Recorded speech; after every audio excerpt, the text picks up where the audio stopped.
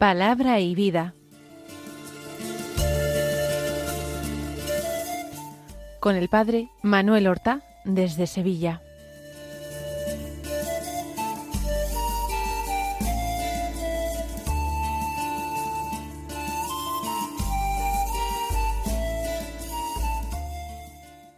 En el nombre del Padre, y del Hijo, y del Espíritu Santo. Amén. Alabados sean Jesús y María. Muy buenos días, queridos amigos, oyentes de Radio María y seguidores del programa Palabra y Vida. Hoy es el sábado de la tercera semana del tiempo ordinario, que es 27 de enero. Hemos dejado transcurrir casi todo el mes de enero. Todavía están recientes los buenos propósitos que seguramente formulábamos al comienzo del año civil. Y es bueno que antes de terminar el mes reflexionemos acerca de si los seguimos teniendo en cuenta, estos buenos propósitos, o nos hemos olvidado de ellos. Si hemos encontrado dificultades, ¿cuáles han sido? ¿Y qué medios estamos dispuestos a emplear para superarlas? Si las circunstancias han cambiado, si nos hemos preocupado de adaptar esos buenos propósitos a las circunstancias cambiantes. El 27 de enero nos trae la memoria de Santa Ángela de Mérici. Es una santa que nació, no sabemos exactamente en qué año, pero en torno al año 1470, en la región de Venecia. Se hizo terciaria franciscana y, movida por un espíritu apostólico, supo ir formando un grupo de chicas a las que les daba formación y procuraba impulsarlas y dirigirlas hacia la práctica de las obras de caridad. A partir de este grupo, en el año 1535, fundó una congregación de mujeres en Brescia que puso bajo la protección y el título de Santa Úrsula, que se dedicaría a la formación cristiana de niñas y de jóvenes pobres, necesitadas. Es la congregación que nosotros hemos llamado de las Ursulinas. 5 años después, santamente, en 1540, entregó su alma al Señor con fama de santidad. Vamos a escuchar ahora la palabra de Dios que se proclama en la liturgia de la misa del día. La lectura del Evangelio de la misa del día de hoy es de San Marcos, del capítulo 4, los versículos 35 al 41, que dicen así. Aquel día, al atardecer, dice Jesús a sus discípulos: «Vamos a la otra orilla». Dejando a la gente, se lo llevaron en barca como estaba. Otras barcas lo acompañaban. Se levantó una fuerte tempestad y las olas rompían contra la barca hasta casi llenarla de agua. Él estaba en la popa, dormido sobre un cabezal. Lo despertaron, diciéndole: «Maestro, ¿no te importa que perezcamos?». Se puso en pie, increpó al viento y dijo al mar: «Silencio, enmudece». El viento cesó y vino una gran calma. Él les dijo: «¿Por qué tenéis miedo? ¿Aún no tenéis fe?». Se llenaron de miedo y se decían unos a otros: «¿Pero quién es éste? Hasta el viento y el mar le obedecen». Comienza el Evangelio de hoy con una indicación temporal bastante precisa. Aquel día al atardecer. No es necesario que el autor del leccionario de la misa comience el trozo del Evangelio con las palabras acostumbradas de en aquel tiempo, para designar un momento no preciso en la vida pública de Jesús. Aquí está perfectamente determinado el día. Aquel mismo día, ¿cuál? Pues aquel día en que Jesús ha estado enseñando a la gente a través de parábolas. La parábola del sembrador y todas estas otras parábolas, la semilla que crece sola, la semilla de mostaza que se hace un arbusto muy grande, ese mismo día en que también ha explicado en privado a los apóstoles y a algún discípulo más que se encontraba por allí, les ha explicado las parábolas, ese mismo día es cuando él dice a sus discípulos al atardecer, vamos a la otra orilla. Esa expresión de Jesús, vamos a la otra orilla, la encontraremos repetida en los evangelios en muchas ocasiones. Y así como la indicación del tiempo es precisa, ese mismo día y al atardecer, la indicación del lugar no es precisa. Jesús no dice vamos a tal lugar, a tal pueblo, sino vamos a la otra orilla, sin indicar con más precisión en qué lugar del lago, de la orilla del lago, quiere que sus discípulos tomen tierra y que puedan allí desembarcar. Vamos a la otra orilla, pero nosotros que hacemos una lectura espiritual de la palabra de Dios, también en estos detalles tenemos que fijarnos. Hay momentos que son precisos en nuestra vida. Sabemos cuándo ocurrió tal o cual encuentro con el Señor. En qué momento una palabra del Evangelio me tocó el corazón, en qué momento una predicación igualmente me llenó interiormente, unos ejercicios espirituales que me conmovieron y me llevaron a adoptar reformas en mi vida o a adoptar decisiones importantes. Podemos precisar más o menos en nuestras vidas ocasiones, momentos, tiempos que fueron particularmente cargados de gracia, que encerraron una interpelación del Señor. Pero a veces esa llamada del Señor no es tan concreta. El Señor nos llama a ser más suyos, nos llama a entregarnos, a decirle un sí sin condiciones, pero a veces sin mayores precisiones. Nos encantaría saber a qué lugar exacto nos conduce el Señor, en qué lugar habremos de desembarcar si lo seguimos a Él. Pero el Señor no dice a este lugar concreto. Lo que Él pide es ser seguido.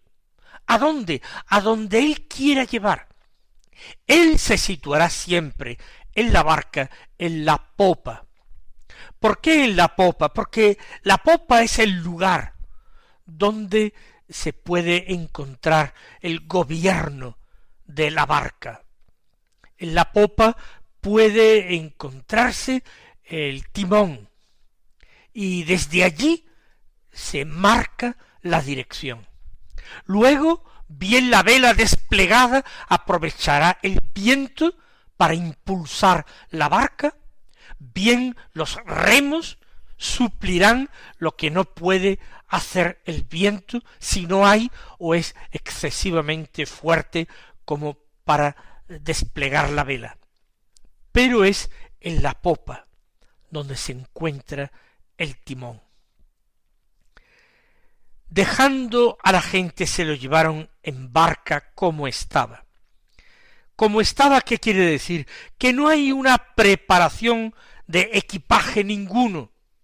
No hay mayores despedidas. En ese momento el Señor dijo, vamos a la otra orilla, y en ese momento los discípulos se deciden a obedecerle. Es exactamente igual que en el momento de la llamada, cuando Jesús, precisamente a orillas de este mismo lago, les había dicho, veníos conmigo y os haré pescadores de hombres. O cuando en Cafarnaúm le había dicho a Mateo el publicano, sígueme, y él se levantó, abandonó el telonio y lo siguió, sin más dilación. Por eso Marcos dice, se lo llevaron en barca como estaba, sin preparación, y se lo llevaron, porque en definitiva, quienes reman o quienes impulsan la barca son los apóstoles, son quizás propietarios de esa barca, quizás era de Pedro, de Andrés o de los Zebedeos. Se lo llevaron como estaba, pero no fueron solos, otras barcas lo acompañaban. Quizás eran necesarias otras barcas para embarcar a los 12, o quizás es que, como el mismo texto dice, no son sólo los 12, sino un grupo de discípulos los que acompañan a Jesús, los que toman muy en serio, vamos a la otra orilla. Tomamos en cuenta las circunstancias, es el atardecer, y no es tan agradable embarcarse y surcar aguas profundas y oscuras en plena noche, cuando muchos seguramente tienen miedo a la oscuridad, tienen miedo a las profundidades del mar, del lago. ¿Por qué hay que hacer esto al atardecer? No se puede hacer más cómodamente a la mañana siguiente. No hay explicaciones, no hay motivos, hay solamente una palabra que dice, vamos a la otra orilla. Y lo dice en plural, porque Jesús no pretende ir él solo, pretende ser acompañado. Vamos es una invitación en toda regla a pasar a la otra orilla. Dejar la orilla a la que estamos acostumbrados es dejar nuestra seguridad. Es cambiar la tierra firme, aquella en la que nosotros podemos hundir nuestros pies, asentar nuestras piernas y someternos a esa otra superficie de la barca que es inestable, que está en un continuo balanceo, que a muchos marea y que a otros los llena de pavor. Para colmo, no simplemente es oscuro, no simplemente se ha puesto el sol. Además, dice, se levantó una fuerte tempestad y las olas rompían contra la barca hasta casi llenarla de agua.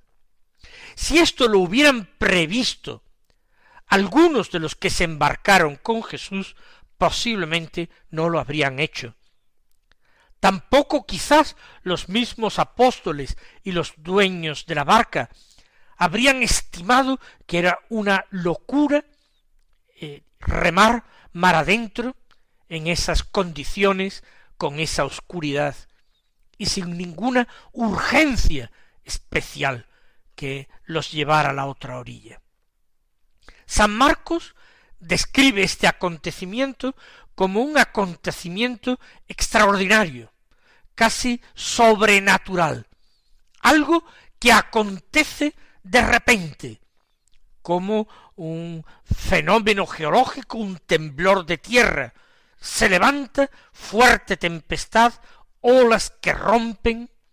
El mismo vocabulario está perfectamente elegido para mostrar lo violento del fenómeno atmosférico y lo terrible de la situación.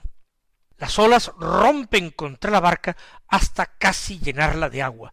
Se está amenazando la estabilidad de la barca. Y uno se pregunta, ¿qué hago yo aquí? Jesús está en la popa, lo dice Marcos expresamente en este momento. Él estaba en la popa, pero para colmo se había dormido sobre un cabezal. Este sueño de Jesús puede entenderse de muchas maneras. Es el cansancio del Señor, que a veces hurtaba horas al sueño, al descanso nocturno, para entregarse a la oración. La fatiga de pasar tantas y tantas horas cada día, rodeado de la gente que se volvía ya un auténtico tormento, inoportuna, pidiendo continuamente cosas, o explicaciones, o palabras, o deseando tocarle, y por supuesto empujándole y tirándole del manto.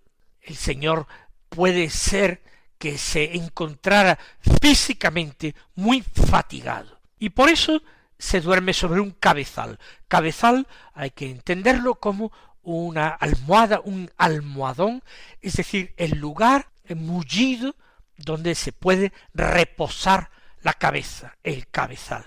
Es sorprendente, no tanto que el Señor se duerma, cuanto que el Señor no despierte, si la violencia de la tempestad era tan grande como la que describe Marcos, con olas que rompían contra la barca y casi la llenaban de agua.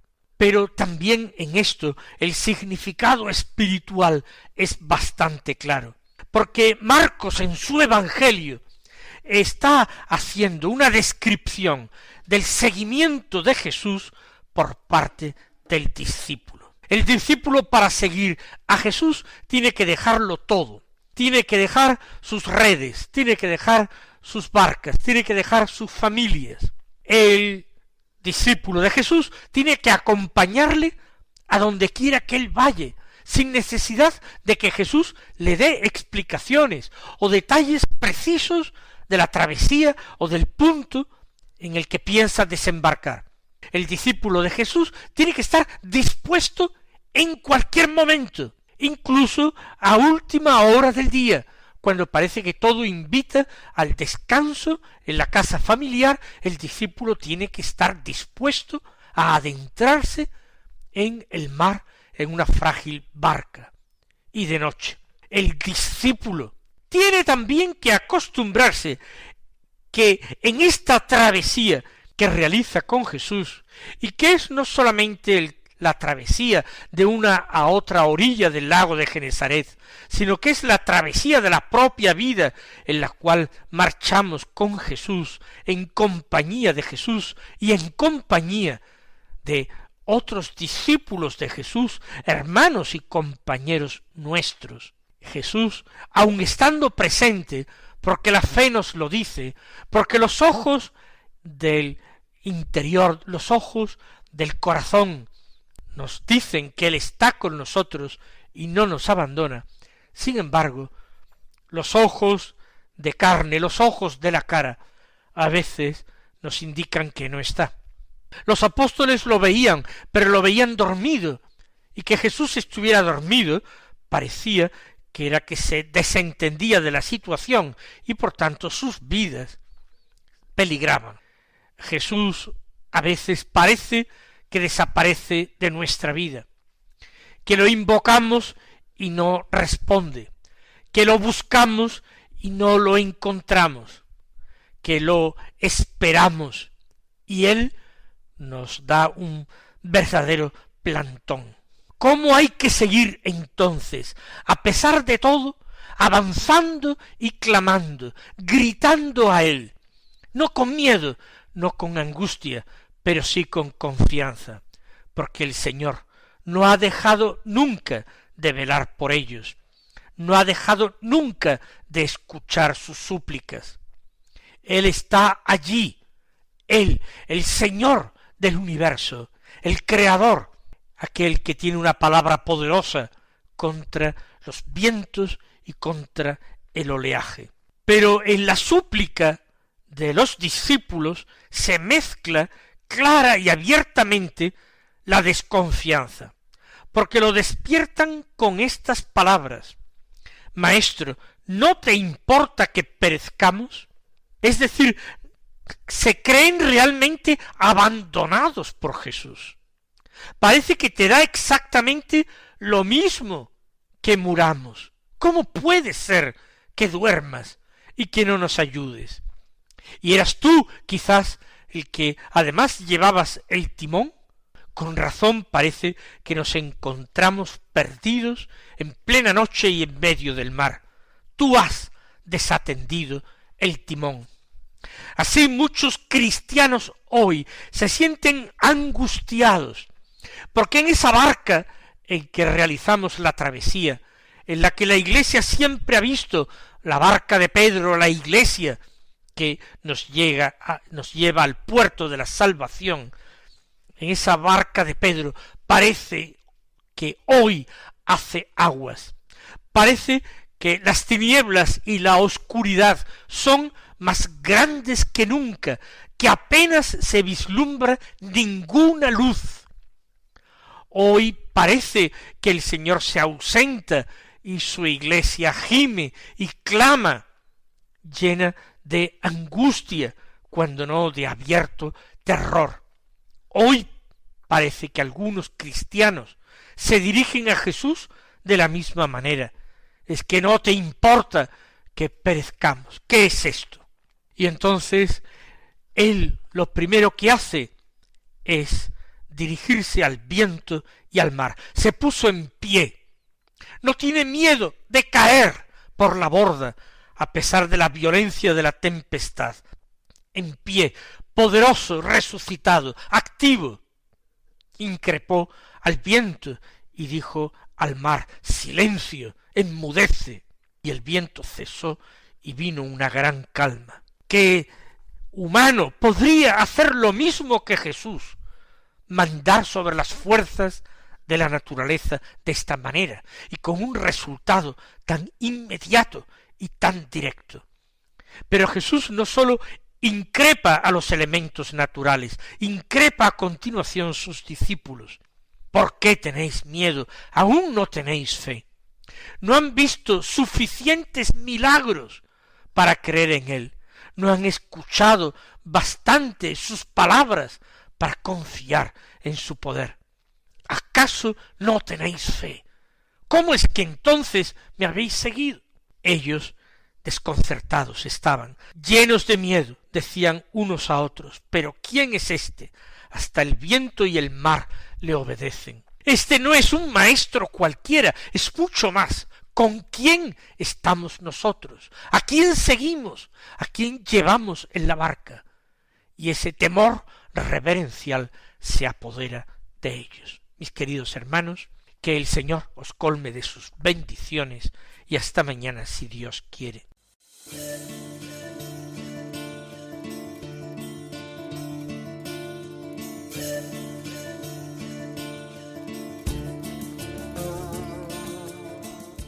Han escuchado en Radio María Palabra y Vida,